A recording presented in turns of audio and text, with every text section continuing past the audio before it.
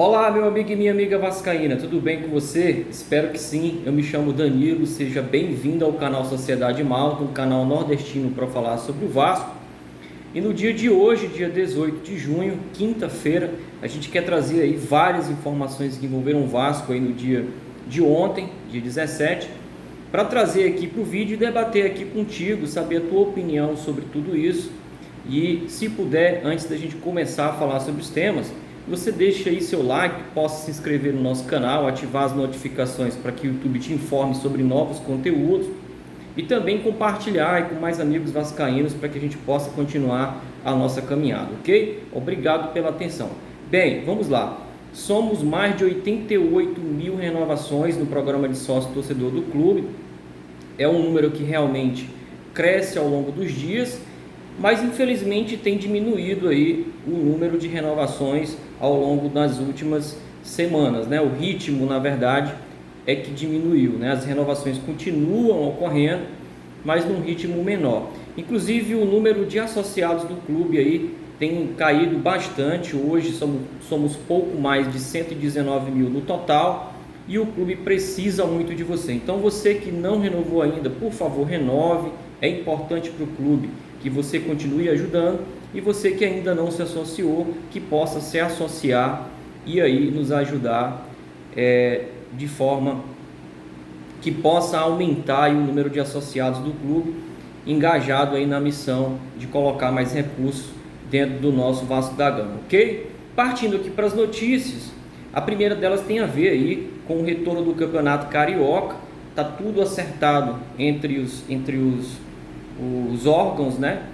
A Prefeitura do Rio já sinalizou favorável, o Governo do Estado já sinalizou favorável, deve oficializar isso, mas a última notícia que envolveu aí a Globo, a situação é que pode melar em relação ao direito de transmissão.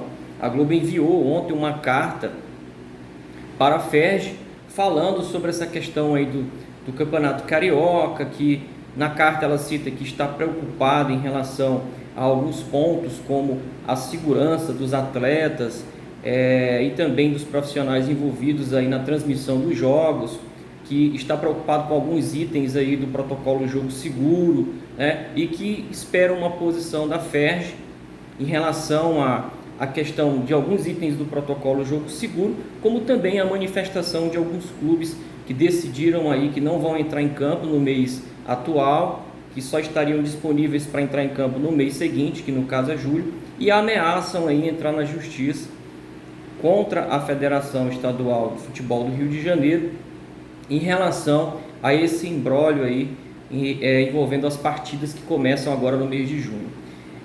Inclusive, a nossa opinião sobre tudo isso é que acredito que a Globo esteja preocupada com algumas questões. Pode até ser, mas a principal delas é econômica, né? Tá ligada à questão financeira. Por quê? Porque se a Globo paga pelo direito de transmissão de todos os jogos, se ela não tem todo o espetáculo completo, como vai ser o caso aí de Botafogo e Fluminense, que se recusam a entrar em campo e devem acionar a justiça, esse espetáculo fica comprometido porque ela não consegue transmitir todos os jogos e atingir todos os torcedores. Então, essa é uma questão, para mim, de um viés mais financeiro do que uma preocupação com os profissionais envolvidos. Haja vista que a gente tem visto aí na Globo, para quem assiste aí a Globo, né, tem visto que as manifestações políticas, todas elas têm coberturas e todas elas envolvem geralmente aglomerações. Então, se tem protocolo a se seguir lá, deve ter protocolo a se seguir também em relação ao futebol. Essa é a nossa opinião, deixe a sua. Antes da gente passar para um outro assunto, para que você entenda porque o nosso ponto de vista ele está mais ligado a uma questão econômica, em relação a essa retenção dos valores que a Globo passaria aos clubes, a Globo reteve 25% da verba total aí do direito de transmissão do Campeonato Carioca, cerca aí de 30 milhões de reais. 10% dele a Globo pagaria durante a pandemia e 15% a Globo pagaria com o retorno do futebol carioca, né? Algo em torno aí de 3 milhões e 800 mil. E como a bola deve rolar nesse final de semana, mas Botafogo e Fluminense não participarão, a Globo se vê prejudicada e deve aí realmente dificultar essa questão dos direitos de transmissão sendo pago para quem realmente vai entrar em campo. Então, Vasco e Flamengo e os demais times aí que estiveram reunidos em arbitral e também Vasco e Flamengo que foram até Brasília conversar com o Bolsonaro, devem ter aí suas investidas aí não atingindo os objetivos principais. O principal deles, receber os valores de cota de TV, né? O Vasco receberia 675 mil dentro desses 3 milhões e 800, assim como o Botafogo e o Fluminense receberiam também a mesma quantia. O Flamengo, por não ter acertado ainda, não ter fechado um acordo pelas transmissões do Carioca com a Globo, não deve participar dessa fatia, mas caso se classifique aí para as finais do campeonato, deve negociar com a Globo, que já sinaliza favorável aí a pagamento de partidas avulsas, né? O clube receberia por cada partida jogada, né, e transmitida. E também isso é interessante aí para o rival, porque vai reativar o pagamento de alguns patrocinadores que suspenderam pagamentos durante a pandemia. Então, na nossa opinião, meramente financeiro, a situação aí envolvendo essa questão do retorno do Carioca. Vamos falar de Vasco? Então, trazendo aqui boas notícias, é que o juiz da 36ª Vara Civil, o senhor Rosidélio Lopes, acabou negando aí o pedido de penhoras do escritório Barreiras, que pedia aí a penhora de 20% dos valores a serem pagos pelo Marrone, que deve estar finalizando exames médicos para ser anunciado pelo Galo logo logo. E essa situação aí negada vai dar ao Vasco a garantia de salários. O Vasco deve receber um montante aí de pouco mais de 16 milhões, algo em torno de 16 milhões e 400 mil, e colocar em dias aí a questão de 2 folhas salariais. Fevereiro e março devem ser pagos, né? E vai restar aí ainda atrasados os meses de abril e maio. Então, essas informações foram dadas aí pelo Globo Esporte, pelo AVNews. As informações anteriores que Cid dá os créditos, a gente conseguiu pesquisar no Esporte Mídia e também no Esporte News Mundo, assim como o UOL. São essas as fontes que a gente traz as matérias aqui deste dia de hoje para você. E além do mais, a gente tem aí uma forte acusação que foi feita por um candidato a presidente recente, né, que é o senhor Nelson Medrado. Ele é benemérito do clube e resolveu se candidatar. E há um papo aí, um bate-papo aí com o site Papo na Colina, ele acabou trazendo algumas acusações aqui e o seu ponto de vista em relação à venda do Marrone. Em relação à venda do Marrone, o benemérito aí disparou contra a atual gestão, informou que essa situação do Marrone realmente não tem cabimento, que a venda do Marrone ninguém consegue entender ao certo os valores das negociações e que o Campelo se acha o rei do Vasco e tem que sair do clube.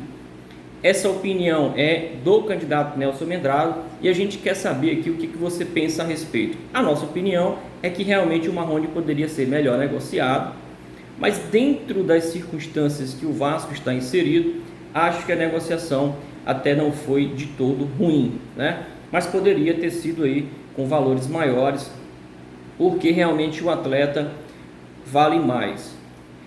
Em relação a acusações, quando foi perguntado sobre a questão do Remo, o candidato informou que o Vasco, aí através do seu atual presidente Campelo, abandonou a modalidade, que isso na verdade trata-se de um crime de responsabilidade e de descumprimento do estatuto.